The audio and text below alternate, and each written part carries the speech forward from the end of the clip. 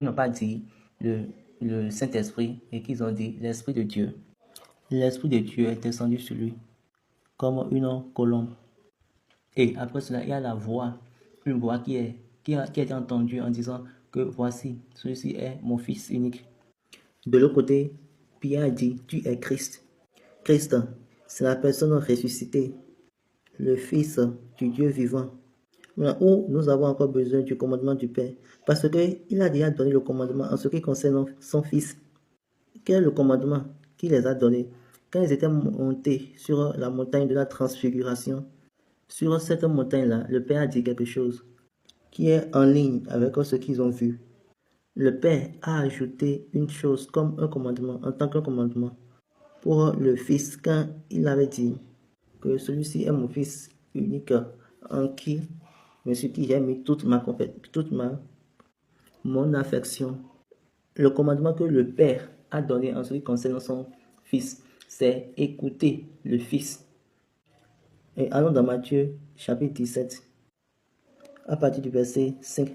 Comme il parlait encore, une nuée lumineuse les couvrit. Et voici, une voix fit entendre de la nuée ces paroles. Celui-ci est mon Fils bien-aimé, en qui j'ai mis toute mon affection. Écoutez-le. Regardez le commandement, écoutez-le. Ça, c'est pour tout le monde, tous ceux qui désirent être membres de l'Église.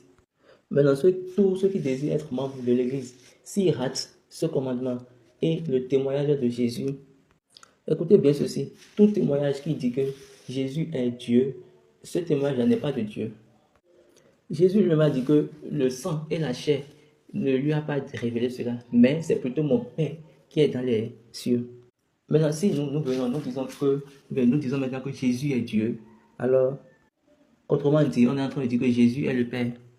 Et automatiquement, cette personne-là, ceux qui l'affirment, ne sont pas qualifiés à être membres de l'Église.